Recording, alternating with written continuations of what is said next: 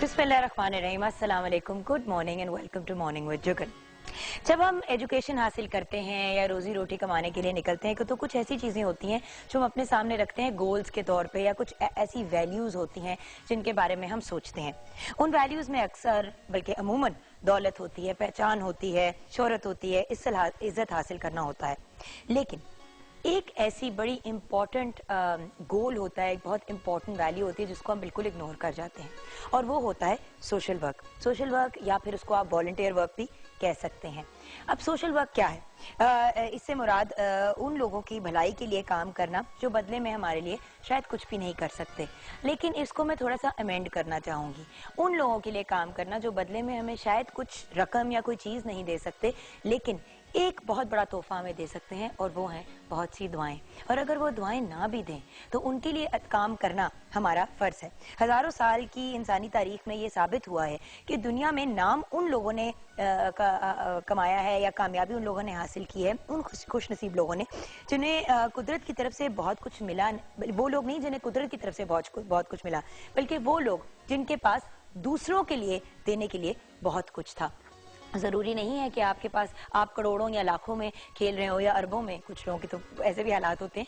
आपको अगर आपके पास थोड़ा सा भी कुछ है और आपके घर पे कोई आके दस्तक देता है और उसको भूख लगी है, उसको एक रोटी खिलाना भी सोशल वर्क में ही आता है। और if I am not mistaken, ये हम सब जानते हैं कि हमारे ऊपर ये फ़र्ज़ है कि अगर हमारे पास कोई आए और कुछ मांगे और ज़रूरतमंद हो और हमारे पास देने के लिए हो, तो हम उसे खाली हाथ ना भेजें।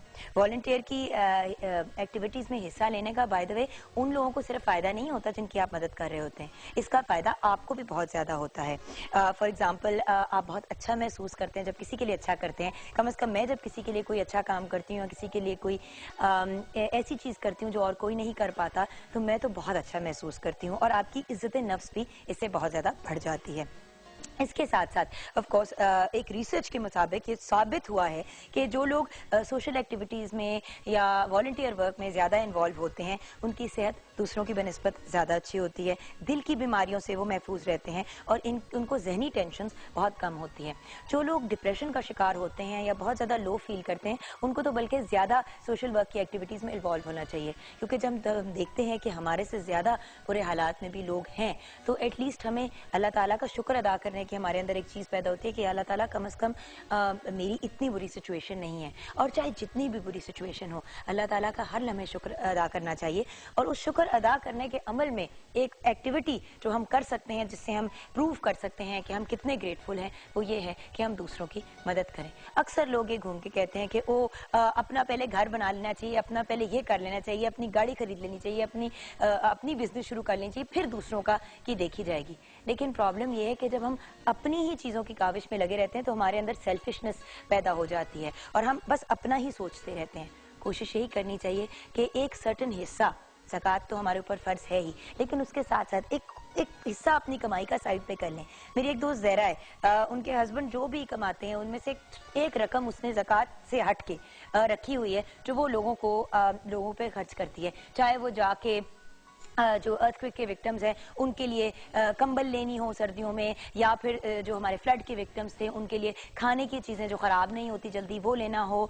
मतलब इस किस्म की एक्टिविटीज़ वो करती रहती है। चाहे वो दूध के डब्बे हों जो वो लेके निकलती है जब घर से, तो जब कोई भी आके बच्चा खिड़की पे पैसे मांगता है तो वो डब्बा खोल के दूध का बच्चे को पकड़ा देती है और कहती है कि दूध पी लो।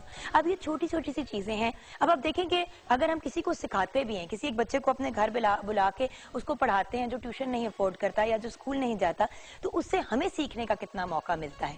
एजुकेशन देने से एजुकेशन हमें बहुत ज़्यादा मिलती भी है। और देखें, अगर हम सोशल इश्यूज़ को देखें अपनी सोसाइटी में, समाज में, तो वो बहुत ज़्यादा हैं। उनको रिजॉल्व करने के लिए हमें एफर्ट्स करनी चाहिए, और ये जो जज्बा होता है लोगों की खिदमत करने का, ये एक बहुत ही खूबसूरत जज्बा है जिससे हम भी अच्छे इंसान बनते हैं। एंड डोंट फॉरगेट, हमसे जो हमारे छोटे हैं वो भी सीखते हैं, और बहुत से लोग जो हमसे बड़े भी होते हैं वो हमें देख के रियलाइज़ करते हैं। कभी कभी दूसरों को एहसास नहीं होता कि किसी और के लिए कुछ करना चाहिए, और जब हम कोई अच्छा काम करते हैं तो उससे दूसरों में भी एहसास पैदा होता है कि वो दूसरों की मदद करें। और आप लोगों ने अक्सर सुना होगा कि है ज़िंदगी का मकसद औरों के काम आना। तो हमें कोशिश करनी चाहिए कि अपनी ज़िंदगी का मकसद बनाएं दूसरों की मदद करना। ऑफ कोर्स अपने लिए भी करें। मैं हमेशा प्रोग्राम के एंड में कहती हूँ अपना ख्याल रखिएगा, लेकिन अपने से ज़्यादा दूसरों का। जब दूसरों का ख्याल रखेंगे आप, तो आपका ख्याल रखने वाले भी बहुत से लोग आगे आ जाएंगे। 042992000628 पे आप कॉल कर सकते हैं। mj@ptv.com.pk पे ईमेल कर सकते हैं। www.facebook.com/morningwithjugan पे आप फेसबुक पे ऐड कर सकते हैं। 21 Mahmood Ghaznavi road, PTV centre Lahore पे खतूत।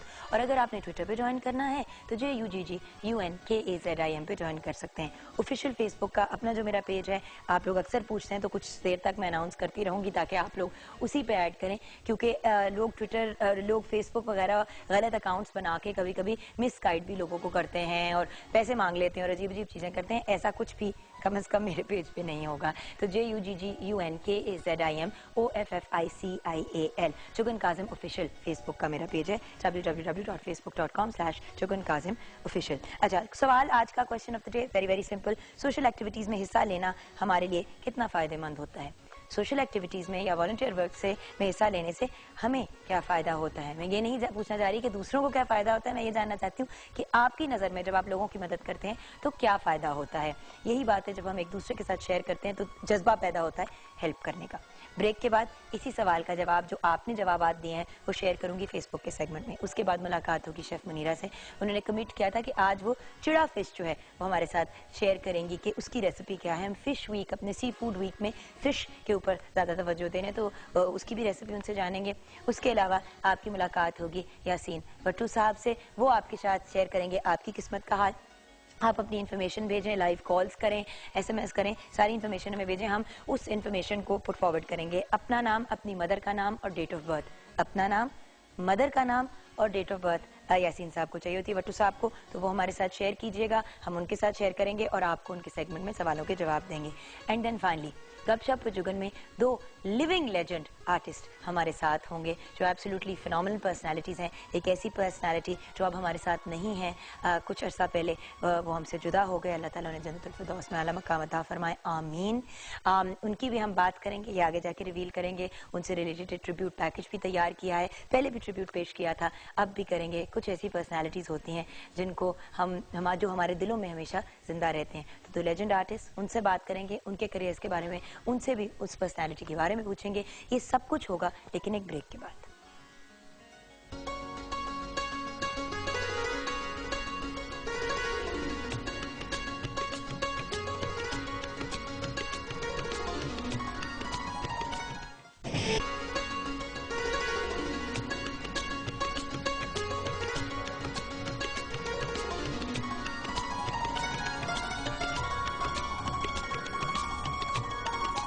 Welcome back viewers. आज का हमारा topic social activities, social work या वॉलंटियर वर्क की हो रही है बात। सोशल एक्टिविटीज में हिस्सा लेना हमारे लिए कितना फायदेमंद है, आज का टॉपिक हमारा ये है। और हमारे साथ कॉल पे हैं, हमने कॉल किया आयमा महमूद साहिबा को जो एक वेल नोन सोशल एक्टिविस्ट हैं। उनसे अभी मैं आपकी बात करवाऊंगी व्यूअर्स, और उनसे हम जानेंगे कि उनका क्या ओपिनियन है, कि उनको क्या फ़ायदा होता है सोशल एक्टिविटीज़ में हिस्सा लेके। लेकिन ऑफकोर्स कुछ एक दो मैसेजेस आपके साथ आपके शेयर करूंगी। उमेर तूर ने लिखा है बहुत ज़रूरी है इंसान सेहतमंद रहता है। आप ही उमेर फ्रॉम 427 GB कॉल कर रहे हैं। अच्छा, इन्होंने मैसेज किया है, अस्सलाम वालेकुम, मेरी बहन सोमालिया की तरफ से जुगन जी को अस्सलाम वालेकुम, शुमाइला से अस्सलाम वालेकुम। वालेकुम सलाम। हिस्सा लेना चाहिए, बहुत फायदेमंद होता है, ये नूर बख्श ने लिखा है। अच्छा, मानूर बीबी ने कहा है आजकल तो बस मोबाइल, कंप्यूटर और टीवी। बिल्कुल सही कह रही हैं आप मानूर, लोग इतने मसरूफ हो गए हैं अनइम्पॉर्टेंट चीज़ों में। कंप्यूटर ज़रूरी है अगर आपने रिसर्च करनी है, आपने कोई असाइनमेंट करनी है, काम अपना करना है, लेकिन जब हम इनको सारा दिन कंप्यूटर पे लगे होते हैं, गाने सुन रहे होते हैं, ये कर रहे होते हैं, वो कर रहे होते हैं, तो हम उन लोगों को टाइम नहीं देते जो हमारा टाइम डिजर्व करते हैं, वो लोग जिनके पास शायद कोई नहीं है। मुझे याद है अरसा पहले मैं जाया करती थी एक जगह फाउंटेन हाउस, वहाँ पे मैं जाती थी ईद के मौके पे और कुछ स्पेशल ओकेजन्स पे, और वहाँ पे जाके लोगों को मिलती थी और इतना दुख होता था। कभी कभी जब लोग अपनी कहानियाँ सुनाते थे, वहाँ पे एक खातून थी जो मरी से आई हुई थी और उनके घर वाले उनको ये बिला बिलू के ले आए थे कि भाई आओ, हमने तुम्हें लेके जाना है, वहाँ पे तुम्हारा इलाज होगा, हम तुम्हें वीकली आया करेंगे मिलने के लिए। और कोई 3 साल हो गए थे और उसके घर वाले उसको वहाँ पे छोड़ के भूल ही गए थे। सो मतलब हमें कोशिश करनी चाहिए कि अगर लोगों के अपने उनके लिए टाइम नहीं निकालते तो कम से कम हम निकालें। वक्त तो एक ऐसी चीज है जो हम फ्री में लोगों को दे सकते हैं। आयमा महमूद साहबा हमारे साथ कॉल पे हैं। अस्सलाम वालेकुम। वालेकुम अस्सलाम। जुगन कैसी हैं आप? शुक्र अल्हम्दुलिल्लाह। हो सकता है कि इस किस्म का टॉपिक हो और हम आपको कॉल ना करें। अरे नहीं, thank you very much. I really appreciate कि ऐसे इम्पोर्टेंट इश्यूज पे आप बात करती हैं और आपने कहा क्या फायदा होगा। आज आप जो कर रही हैं इससे आपको तो जो फायदा होगा सारी इंसानियत को फायदा है कि हम इस वक्त बात कर रहे हैं कि हमें दूसरों के लिए क्या करना है। क्योंकि आयमा जी हमेशा लोग ये कहते हैं कि भाई ठीक है मैं फिलहाल के लिए ये करूंगी लेकिन मेरे लिए कोई क्या करता है। तो आज हम ये पुट फॉरवर्ड करना चाहते हैं बात कि जब आप किसी के लिए कुछ करते हैं तो आपको उसका क्या फायदा होता है। अल्लाह ताला की तो रजामंदी मिलती ही है, साथ में दुआएं भी मिलती हैं, लेकिन उसके अलावा क्या बेनिफिट्स है ये हम चाहेंगे कि आप शेयर करें प्लीज। देखिए, मैं तो सबसे पहले क्योंकि एज अ सोशल एक्टिविस्ट जब हम काम शुरू करते हैं या किसी की भी भलाई करते हैं तो ऑनेस्टली मैं समझती हूँ कि ये ह्यूमन नेचर है। हम क्यों करते हैं। आज अगर हम बात करते हैं कि औरतों की तालीम की, उनकी बेहतरी की, तो बेसिकली मैं यही चाहती हूँ कि मेरी बेटी आइंदा आने वाली मेरी जनरेशन जो है वो अच्छे हालात में जिए, उनको वो सब सहूलतें मिलें जो शायद हमें नहीं मिली थी। तो सोशल जब भी हम किसी अच्छाई की तरफ कदम उठाते हैं उसका डेफिनेटली फायदा दूसरों को तो पहुंचता ही है, सबसे ज्यादा हमें पहुंचता है क्योंकि हमें हमारे मजहब में सबसे पहले ही हुक्म दिया गया कि हकूकुल इबाद जो हैं वो सबसे ज्यादा अहम है। अल्लाह ने कहा अब तो माफ कर दूंगा फराइज, लेकिन अगर हकूकुल इबाद पूरे नहीं करोगे तो उसकी जवाबदेही। और अहमद जी ये जो एक बड़ा इंपॉर्टेंट पॉइंट है, आपने कहा आप चाहती हैं आपकी बेटी का भी फ्यूचर वो भी इस तरह करे और उसके हालात आपसे बेहतर हों। तो बात ये है कि जब हम इस मुल्क के बच्चों का और इस मुल्क के बुजुर्गों का और इस मुल्क के यूथ का भी ख्याल रखेंगे, साथ में बुजुर्गों का और यूथ का, तो हम अपने बच्चों को भी अच्छा सबक देंगे और जब हमारे मुल्क के हालात बेहतर होंगे तो हमारे और हमारे बच्चों के हालात तो वैसे ही बेहतर हो जाएंगे। बिल्कुल बिल्कुल। आज हम सब शिकायत करते हैं जिनके किसी के पास वक्त नहीं है, सब सेल्फिश हो गए हैं, लोग अपनी जिंदगी में मसरूफ हैं। हम दूसरों पे तरस कर रहे हैं और खुद से आगाज नहीं कर रहे कि आज जितनी शिकायतें हमें दूसरों से हैं हम उन शिकायतों को दूर करें। कम से कम हम लोगों को वक्त दें, हम ख्याल रखें कि हमारे हमसाए में कोई किसी तकलीफ में तो नहीं है।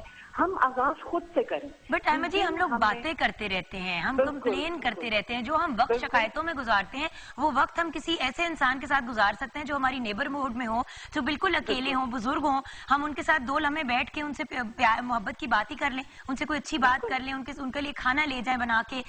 छोटी छोटी चीजें होती हैं जो हम कर सकते हैं। वेस्टर्न वर्ल्ड में आपको पता है कितना ज्यादा सोशल वर्क होता है और वो उनके बच्चों के स्कूल के करिकुलम का हिस्सा होता है। बिल्कुल बिल्कुल बिल्कुल। और मैं समझती हूँ कि जिस दिन हमने ये सोचना शुरू किया कि ये सब जो हम दूसरों अच्छा कर रहे हैं, दूसरों से मुस्कुरा के मिल रहे हैं। अब आपने लेकिन ये भी देखा होगा हम तो मुस्कुरा के देखने तक लिए राजी नहीं है कि एक अगर किसी को देख रहे हैं तो हम स्माइल कर देते हैं कि उसको एक अच्छा फील। बच्चों को देखते हैं, अगर आप उनको मुस्कुरा के देखेंगे वो भी आपको जो खूबसूरती देंगे, सदके का लेवल है मुस्कुराहट का। बिल्कुल। और मैं समझती हूँ कि आज से आपके इस प्रोग्राम से ही अगर मैं बात करूँ कि अगर हम सब ये शुरू कर दें कि हम शिकायतें बंद करें और खुद वो सब शिकायतें जो हमारे दिल में हैं उनको दूर करें दूसरों के लिए, तो सारों के लिए ना सिर्फ मुझे उससे तस्कीन मिलेगी, पूरे माशरा वो सूरत इख्तियार कर लेगा जिसके लिए हम ख्वाब देख रहे हैं कि इंसानों की हो, एक दूसरे का एहसास हो, एक दूसरे की तकलीफ में हम शामिल हों। तो ये सारी तब्दीलियां तब आ जाएंगी जब हम दूसरों से मुतालबा करने की बजाय खुद इस काम का आगाज करें। सही। Thank you so much Ayma ji, बहुत बहुत शुक्रिया। Thank you very much, best of luck. Thank you. और आई थिंक एक बड़ी इंपॉर्टेंट चीज है यहाँ पे व्यूअर्स के आए की जगह वी पे आ जाए, यानी कि मैं की जगह हम की बात करना शुरू कर दें। जब हर चीज हम होगी, एज एन हम कलेक्टिवली सोचेंगे एक दूसरे के बारे में, वो हम कहने से वैसे ही नेचुरली आप एक टीम वर्क के बारे में सोचना शुरू कर देते हैं। हमारे लिए बहुत फायदेमंद है। And good morning Hasnain Liaquat ने ये लिखा है। उसके अलावा साकिब जी ने लिखा है सोशल एक्टिविटीज में हिस्सा लेना बहुत फायदेमंद है। अगर हम पॉजिटिव तरीके से काम करेंगे तो दूसरों की नजरों में हमारी इज्जत बढ़ जाएगी। And at the end of the day viewers, सबसे ज्यादा जरूरी चीज हम लोगों के लिए क्या होती है कि हमें इज्जत की नजरों से लोग देखें और हमें इज्जत दें। इज्जत नफ्स, चाहे अपनी इज्जत अपनी नजरों में हो, चाहे हम दूसरों के सामने अपनी रिस्पेक्ट की बात करें, हमारा फर्ज बनता बनता है कि हम दूसरों की मदद करें और अपने इस बहुत ही खूबसूरत मुल्क को मजीद और खूबसूरत बनाएं। शिकायतें सब कर सकते हैं। अगर आपको लगता है कि इदारे जो हैं, डिफरेंट ऑर्गेनाइजेशन जो हैं, वो आपके लिए काम नहीं कर रही, तो फिर आप काम करें। बात यह है कि शिकायत करना बड़ा आसान है, एक्टिवली इन्वॉल्व होकर मसाइल को हल करना बहुत मुश्किल। इन्वॉल्व हों, खुद अपने मुल्क, अपने हालात, अपने मोहल्ले, अपनी सोसाइटी, अपने घर के हालात बेहतर करें। खुद देखिएगा, इंशाल्लाह हमारा मुल्क बहुत बेहतरी की तरफ जाएगा। अस्सलाम वालेकुम। वालेकुम अस्सलाम। बहुत खूब का। कैसी हैं आप मुनीरा? आज का टॉपिक तो आपके भी दिल के बहुत करीब है। बिल्कुल बहुत करीब है और आपकी बातें भी सुन के काफ़ी मुझे अच्छा भी लग रहा था कि कितनी मतलब बिल्कुल सही बातें हैं कि ज़रूरी नहीं कि इंसान ज़िंदगी में सिर्फ वही काम करे जो जिसमें उसको रिटर्न बैक मिले। कुछ एक्टिविटीज़ आपकी ऐसी होती हैं, आपको पता ही तो हकूक़ अल्लाह भी है कि आपको करना चाहिए, और वो कहते हैं कि गॉड हेल्प दोस्त हु हेल्प अदर्स। तो मतलब ये आपको काम करना चाहिए। सोशल वर्क ऐसी चीज़ जिसमें आपका जज्बा तो पता चलता ही है, लेकिन आपका मैसेज जो खुद का होता है, आपको दिल में वो बड़ी तसल्ली होती है कि आपने अपना मैसेज दूसरे को ट्रांसफर किया। मैं तो कहती हूँ कि और कुछ नहीं तो आपको सवाब तो मिल रहा है ना। वो जी बिल्कुल। अगर यही जानना चाहते हैं कि आपको क्या मिलता है, तो सवाब तो मिलता ही है ना। बात यह है कि तमीज से किसी के साथ पेश आना, किसी से अच्छे तरीके से डील करना, हो सकता है कि इंसान बड़ी टेंशन में हो, आपके दो पोलाइट अल्फाज जो हैं या जो प्यार से उनको मिल के आप उनके साथ अच्छे तरीके से बात करते हैं, उससे उनका दिल ही बहल जाए, वो भी एक सोशल वर्क की कैटेगरी में आ जाता है। बात ये कि be good to others, others भी will be good to you. दूसरों के साथ अच्छे हो, लोग आपके साथ अच्छे होंगे, जनरल माहौल सोसाइटी का अच्छा हो जाएगा। और ये आपके अंदर की चीज होती है कि आपकी जो अंदर साइड है वो सेटिस्फाइड होती है कि आपने क्या किया है, और जरूरी नहीं कि आपने सिर्फ लोगों को खुश करने के लिए सिर्फ ये काम करना है। जैसे कि भी आपने कहा है, और यही बात मेरे भी यही बिल्कुल बात यही है कि आप हर वो काम करो जो इसमें आपके दिल को सुकून मिलता हो, और इसके लिए आपको एक लम्हे के लिए अपने लिए सोचना चाहिए, फोकस करना चाहिए कि वो चीज़ जिससे आपके दिल को सुकून मिलता हो आपको हेल्प करें। और ज़रूरी कि उस हेल्प के लिए आपको रिटर्न बैक सिर्फ तालियां हो, तारीफ हो, ये हो। मेरा ख्याल आपको हेल्प करनी चाहिए, और ये कैसे जज्बा जो हर एक के अंदर होता है उसको सिर्फ उजागर करने की बात है, अपने सोचने की बात है कि हमने ये काम करना है और हम कर सकते हैं। सही। अच्छा, आज के अपनी रेसिपी की तरफ आते हैं। कल आप चिड़ा फिश में ब्रेक में भी हम डिस्कस कर रहे थे, ऑन एयर भी हमने कुछ थोड़ा सा डिस्कस किया था, तो आज हाय अल्लाह पूरी मछलियां आ गई। जी बिल्कुल आ गई, और बेचारियों को मिर्चें लग गई हैं। मिर्चें लगा दी है। मैंने कहा थोड़ा सा आप थोड़ा सा मिर्चों का मजा लो। वो भी खुश हो रही है। वाला माहौल है। अच्छा हाँ तो जी। आज हम बना रहे हैं फ्राइड फिश। जैसे कि हमारे मार्केट में इसको इस चिड़ा फिश के नाम से दिया जाता है, लेकिन ऑल ओवर देखा जाए तो उसको जब रेसिपीज हम करते हैं तो पता नहीं किसी को चलता, तो उसको हम पैन फ्राई के नाम से कहते हैं। इसकी पहचान ये कि इसकी जो दुम होती है वो फोक की तरह होती है। अच्छा, ये पाम्पलेट नहीं है बाय द वे, आप लोग ये पॉम्फ्रेट तो नहीं है? नहीं, मैं बता रही हूँ कि जब हम इसको रेसिपीज की तरफ जाते हैं तो पता नहीं चलता, क्योंकि अब जब देखते हैं तो कहते हैं चिड़ा फिश कौन सी, किसी को पता नहीं चलता, तो फिर हमको बताना पड़ता है। जो इसकी पहचान है, उसकी पहचान इसकी जो दुम होती है ये फोक की तरह होती है। ये मैं दिखाऊंगी कांटे की तरह। हाँ। नहीं, मैं पता है क्यों कह रही हूँ, क्योंकि जब मैं गई थी ना लेने के लिए मछली, भी एक सेकंड पकड़ लेंगी प्लीज ताकि वो देख भी लें। ये देखें जरा।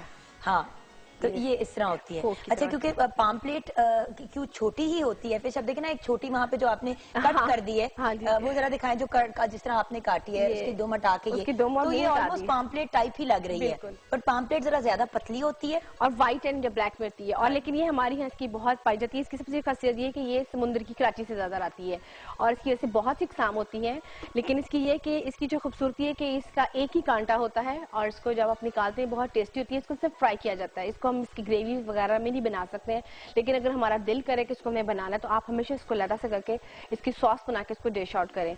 इसके लिए जो मैरिनेशन की जो हमें चीज़ें चाहिए होंगी वो पहले ही बता दूं कि ये अगर आप आजकल के मौसम में खाएं, जोड़ों की दर्द के लिए बहुत अच्छी है, और ये कि बहुत गर्म होती है, और ये सिर्फ आजकल के ही मौसम में अवेलेबल होती है।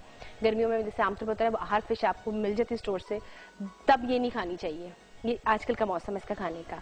और जो इसकी चीज़ें हमें चाहिए होंगी, जैसे कि मैंने इसको, अगर आपने 1 किलो लिया है, इसको पूरा कट करके पीस रख के आप इसमें ऑयल लें, हल्का सा उसके ऊपर 1 चम्मच ऑयल लगाएं, और इसमें मैदा बिल्कुल तकरीबन आधा कप, इसके मुताबिक जितना आपने रखा है आपने उसके ऊपर छिड़कना है, रख दें इसके ऊपर, ठीक है।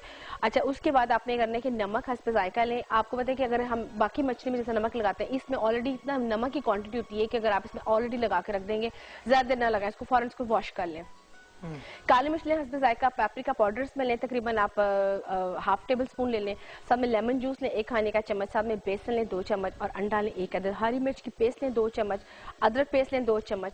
इन सबको अपने लगा नस्ल की मिर्च लगा दें इसको। हाँ, इसको लगा के रख दें। इसकी जितनी देर पड़ा रहेगा ना, तकरीबन 2 से 3 घंटे इसकी मैरिनेशन है, आप इसको पड़ा रहने दें। अच्छा, एक सेकेंड, आपने कल एक बात समझाई थी कि जुगन मछली के ऊपर नमक और पता नहीं क्या लगा के उसको रख देना चाहिए ताकि वो उसकी स्मेल खत्म हो जाए, तो इसके साथ भी वही करना चाहिए? सिरका और नमक इसके साथ भी वही करना चाहिए, लेकिन इसमें चूंकि समंदर की होती है ना, इसमें ऑलरेडी नमक बहुत होता है, इसमें नमक ज्यादा देर ना लगा रहने दे। मतलब लगाएं बट बहुत कम देर के लिए और वॉश कर दें। इसके साथ जो मैंने ऑप्शन रखा ना, साथ मैदा लगा दिया ऊपर। अच्छा, ताकि वो ज्यादा इसकी वो जब हम वॉश करेंगे तो ये बहुत सॉफ्ट मछली होती है, और जब होता है इसलिए इसको फ्राई किया जाता है, इसको ग्रेवी वाले सालन के साथ नहीं बनाया जाता, वरना ये खराब हो जाती है।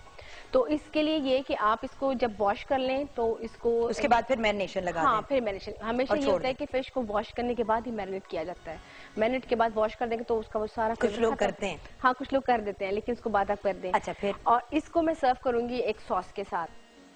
अगर आप रोटी के साथ खाएंगे तो सॉस आपको बहुत अच्छी लगेगी, बड़ी डिफरेंट सॉस है। इसके लिए जो मैंने चीज़ें ली हैं, इमली लिए तकरीबन 1 पाव, साथ में लेंगे आलू बुखारे की चटनी तकरीबन 2 से 3 खाने के चम्मच, साथ में अदरक होगा हस्बे ज़रूरत जितना आप डालना चाहें, और साथ में ज़ीरा लें, वो भी 1 टेबल स्पून आप डाल लें, साथ में लेंगे पुदीना की 1 बंच लेंगे, इसका साथ साथ पानी लेंगे 1 कप। इन सब चीज़ों को मैं चॉप करूँगी अदरक में डाल के, इसमें इमली की चटनी, आलू बुखारे की चटनी, साथ में होगी पानी। इसको मैं थोड़ा सा पकाऊंगी, जब पक जाएगा फिर उसके बाद पुदीना और हरी मिर्चों को जब मैं ब्लेंड करूँगी जीरे के साथ, हल्का सा सॉल्ट एंड पेपर वगैरह नहीं इसमें? वो आपकी ऑप्शनल होती है, आप क्योंकि मछली ऑलरेडी फ्राइड होती है, तो अगर आप उसको ना भी डालें तो मर्जी है। और इसके साथ एक और चीनी नहीं डलती इसमें? नहीं, मैं चीनी नहीं डालूंगी। ओके, क्योंकि अक्सर जब इमली का नाम आता है तो उसके साथ एक लेकिन चम्मच आलू बुखारे की चटनी जो मैंने बता दी उसमें आपको ऑलरेडी चीनी होती है, इसलिए आपको जरूरत नहीं है इस चटनी में डालने की, क्योंकि चटनी आलू बुखारे की जो बनी होगी उसमें आपकी ऑलरेडी चीनी होती है। और इसमें एक और ऑप्शन बता दूं, बड़ी क्विक रेसिपी है कि अगर जैसे चने की दाल अगर पड़ी हो घर में, बॉइल्ड करके पड़ी होती है, अगर वो इसमें आप इस चटनी के अंदर में थोड़ी सी दाल भी ऐड कर दें उसमें मिक्स करके, तो आप इसके साथ खाएंगे फिश के साथ, तो आपको बहुत अच्छा एक डिफरेंट घर पे उन्होंने एक्सपेरिमेंट मारी होगी ना जब सॉस का? नहीं, मैंने किसी की फरमाइश पे बनाई थी, मुझे खुद भी बड़ा अजीब सा लगा कि ये कैसी है, तो जब मैंने बनाई और इतनी वो टेस्टी बनी और उसका कॉम्बिनेशन के साथ बहुत अच्छा लगा, क्योंकि फिश के साथ होता है कोई चीज़ ना साथ हो तो बड़ी अजीब सा लगता है कि साथ कोई पकौड़ा ना हो, कोई इस तरह की चीज़ हो, तो वो एक सॉस के साथ जब दाल देखी तो बड़ी ज़बरदस्त एक कॉम्बिनेशन के साथ बनी, तो मैंने कहा मैं भी बहुत थोड़ी सी ट्राई करूंगी। सही, चलें, ग्रेट। तो this is the total way of making it, right? और फ्राई कितनी देर के लिए करना है बोथ साइड्स पे? मछली का एक बड़ा प्रॉब्लम होता है, वो ओवर कुक हो जाती है। बिल्कुल, इसकी जो फ्राइंग टाइम है, इसको मैरिनेशन टाइम तकरीबन जैसे तकरीबन हाँ है, और जब ये मैरिनेट आपकी पड़ी होगी तो एटलीस्ट आपकी प्रिपरेशन जो टाइम होगा जब इसको फ्राई करेंगे, आपका टेम्परेचर जब आपकी तकरीबन 3 मिनट में आपका ऑयल गर्म हो जाए, आप इसको लगा के देखें कि आपको उसकी गर्म जलन तो नहीं हो रही, जब देखें हो गए आप इस पर अपनी मछली डाल देनी 7 मिनट एक साइड पे और 3 मिनट एक साइड पे। वो 3 मिनट इसलिए मैंने कहा है क्योंकि जब 7 मिनट एक साइड पे मछली पड़ी रहेगी, वो डीप फ्राई होगा तो ऑलरेडी कुक हो जाएगी 2 साइड से, और उसको ज्यादा पलटना है 3 मिनट बाद, तकरीबन 7, 9, 10 मिनट आपकी मछली का 1 पीस रेडी होगा, 1 पीस नॉट होल, 1 करके आप डालें। अगर तो तकरीबन अगर बहुत बड़ी फ्राई है तो आप एटलीस्ट 15 मिनट्स कर लें, दोनों को बहुत को टाइम दे दें आप, क्योंकि याद रखें जब आप दो या 3 चीजें डालते हैं तो टेम्परेचर कम होता जाता है। और आग हमेशा बहुत ज्यादा तेज नहीं रखनी है ना बहुत आहिस्ता रखनी है, बिल्कुल दरमियानी रखनी है, ये नहीं कि वो कड़क जिस तरह पकौड़ों के लिए सड़ती गर्म तेल होता है, ऐसे नहीं, बिल्कुल ऐसे। अच्छा, चले आप अपने काम में मसरूफ हो जाएं। मैरिनेशन तो मेरे ख्याल से हो गई है। बिल्कुल, अभी की है, और भी प्रिपरेशंस बहुत अभी और भी करनी है। इसको बेसन अभी लगेगा हल्का सा, इसको मैं लगाऊंगी बेसन के साथ थोड़ा सा, फिर उसमें थोड़ा सा वो अंडा भी ऐड करूंगी और फिर उसको मैं फ्राई करूंगी। मिक्स एंड मैचिंग होनी है इसके साथ। अच्छा, अपना बिजनेस करने की ख्वाहिश अपने दिलों में रखने वाले पढ़े लिखे नौजवान अपना बिजनेस प्लान तैयार कर सकते हैं, क्योंकि प्राइम मिनिस्टर मियां नवाज शरीफ साहब ने नौजवानों के लिए youth business loan scheme launch कर दी है। इस स्कीम से लाखों नौजवान फायदा उठा सकते हैं और हर नौजवान फायदा उठा सकता है, मेल या फीमेल। 20 लाख तक का लोन एक नौजवान हासिल कर सकता है। फेडरल गवर्नमेंट ने 100 अरब की रकम इस लोन के लिए अलहदा कर रखी है। कर्जा वापस देने के लिए मुद्दत जो है वो 7 साल की है और तरजीह दी जाएगी एजुकेटेड यानी पढ़े लिखे नौजवानों को। 50% रकम जो है वो खवातीन के लिए मखसूस की गई है, मजदूरों के लिए 4% और शुहदा की फैमिलीज के लिए 5%। कर्जा लेने के लिए वो नौजवान की उम्र 21 से 45 यानी 21 to 45 होनी चाहिए। पहले मरहले में national bank and first women's bank जो है वो आपसे कर्जे के लिए आपको हेल्प आउट करेंगे। बैंक को स्पेशल ऑर्डर दिया गया है कि 15 दिनों के अंदर अंदर लोन को प्रोसेस कर दें। उसके अलावा बेरोजगार नौजवान भी अप्लाई कर सकते हैं, but at the same time अगर आपके पास जॉब है तो तब भी आप अप्लाई कर सकते हैं। जरूरी नहीं है कि आप सिर्फ बेरोजगार हों, और इंशाल्लाह आपका लोन अप्रूव हो जाएगा अगर सारी जो है वो चीजें आपकी पूरी हो जाती हैं। इस प्रोग्राम की खास बात जो है वो मेरिट और शफाफियत है और सूबों के लिए कोई स्पेशल कोटा नहीं रखा गया। व्यूअर्स, एक छोटी सी ब्रेक लेंगे। ब्रेक के बाद जब वापस आएंगे तो आपकी मुलाकात होगी यासीन भट्टू साहब से। भट्टू साहब से जानेंगे आपकी किस्मत का हाल, आपका नेम, आपकी मदर्स नेम और आपकी डेट ऑफ बर्थ, और ऑफ कोर्स आपका जो क्वेश्चन है वो बड़ा क्लियर रखिएगा, और अगर किसी और के बारे में पूछना है तो फिर उनकी भी सारी इन्फॉर्मेशन साथ रखिएगा। मिलते हैं ब्रेक के बाद।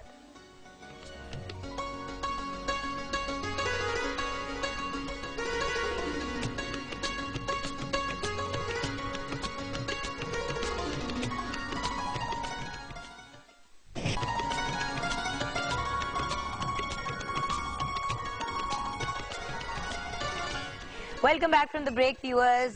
जैसे कि आप जानते हैं और काफी देर से मैं अनाउंस कर रही हूँ, यासीन भट्टू साहब हमारे साथ हैं।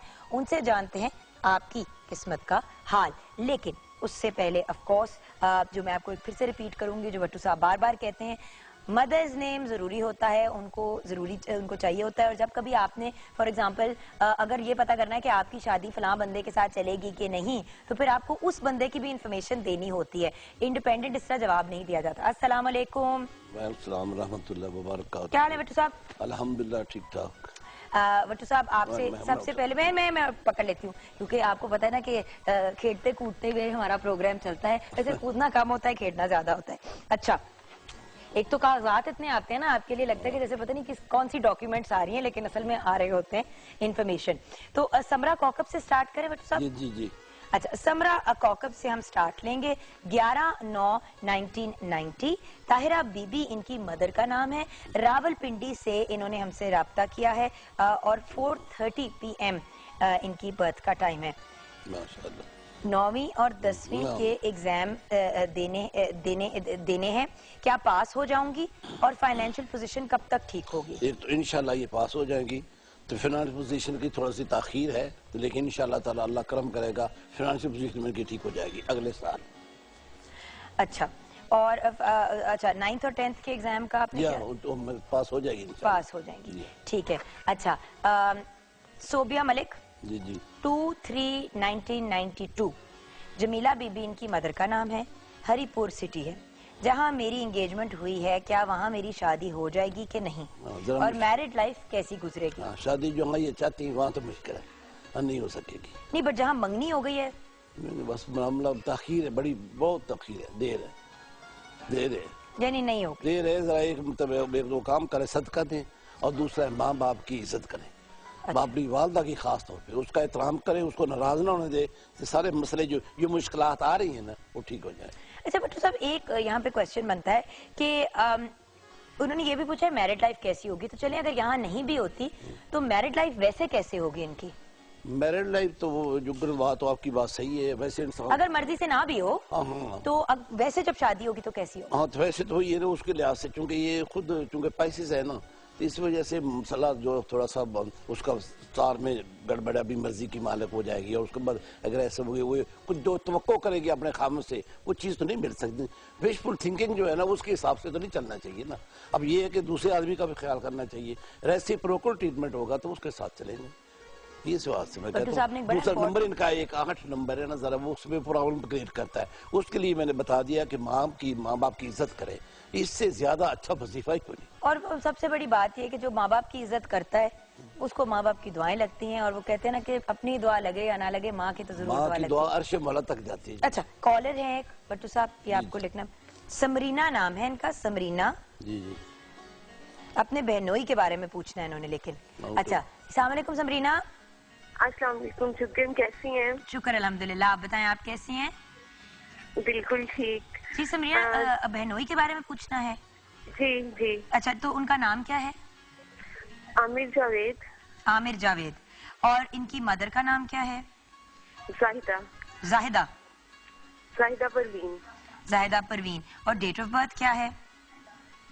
4 जनवरी 1974। अच्छा, और सवाल क्या है? फाइनेंशियल प्रॉब्लम्स बहुत से आते हैं, बिजनेस कोलैप्स हो गया है और लोन्स बहुत ज्यादा हैं। अच्छा, तो कर्जों के नीचे बेसिकली दबे हुए हैं और हाँ जी। फाइनेंशियल सिचुएशन ठीक नहीं है। हाँ जी, और हेल्थ प्रॉब्लम भी है, बैकबोन जो है शायद आई थिंक में प्रॉब्लम है। मतलब यही पूछना है कि फाइनेंशियल और हेल्थ की फेस कब ये तक आपकी चलेगा। बहन के हस्बैंड हैं? हाँ जी। ठीक है, थैंक यू समरीन। अच्छा, बहन का भी पूछ लें।